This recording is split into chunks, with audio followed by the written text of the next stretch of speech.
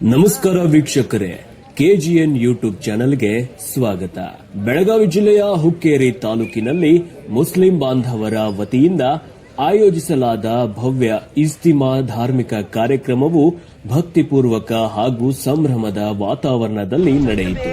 ಈ ಮಹತ್ವದ ಕಾರ್ಯಕ್ರಮಕ್ಕೆ ಮಾನ್ಯ ಬೆಳಗಾವಿ ಜಿಲ್ಲಾ ಉಸ್ತುವಾರಿ ಹಾಗೂ ಲೋಕೋಪಯೋಗಿ ಸಚಿವರಾದ ಶ್ರೀ ಸತೀಶಣ್ಣ ಜಾರಕಿಹೊಳಿ ಅವರು ಭೇಟಿ ನೀಡಿ ಕಾರ್ಯಕ್ರಮದ ಗೌರವವನ್ನ ಹೆಚ್ಚಿಸಿದರು. ಸಚಿವರ ಆಗಮನದ ಸಂದರ್ಭದಲ್ಲಿ ಬಹಳಷ್ಟು ಸಂಖ್ಯೆಯಲ್ಲಿ ಮುಸ್ಲಿಂ ಬಾಂಧವರು ಹಾಗೂ ಗಣ್ಯರು ಅವರನ್ನ ಆತ್ಮೀಯವಾಗಿ ಸ್ವಾಗತಿಸಿದರು. ಕಾರ್ಯಕ್ರಮದಲ್ಲಿ ಸೌಹಾರ್ದತೆ, ಸಹೋದರತೆ ಮತ್ತು ಸಮಾಜದ ಏಕತೆಯ ಸಂದೇಶಗಳು ಪ್ರತಿಧ್ವನಿಸಿದವು. ಧಾರ್ಮಿಕ ಮುಖಂಡರು ಹಾಗೂ ಸಮುದಾಯದ ಪ್ರಮುಖರು ಸಚಿವರಿಗೆ ಸನ್ಮಾನ ಸಲ್ಲಿಸಿ ಶುಭಾಶಯ ಕೋರಿದರು. ಇಜ್ತಿಮಾ ಕಾರ್ಯಕ್ರಮವು ಶಾಂತಿ, ಸೌಹಾರ್ದತೆ ಹಾಗೂ ಮಾನವೀಯ ಮೌಲ್ಯಗಳ ಪ್ರಸಾರಕ್ಕೆ ವೇದಿಕೆಯಾಗಿದ್ದು, ವಿವಿಧ ಭಾಗಗಳಿಂದ ಆಗಮಿಸಿದ ಭಕ್ತರು ಕಾರ್ಯಕ್ರಮದಲ್ಲಿ ಭಾಗವಹಿಸಿ ಆಶೀರ್ವಾದ ಪಡೆದರು. ಕಾರ್ಯಕ್ರಮದ ಯಶಸ್ಸಿಗೆ ಸಂಘಟಕರು ಮತ್ತು ಸಾರ್ವಜನಿಕರು ಸಂತಸ ವ್ಯಕ್ತಪಡಿಸಿದರು.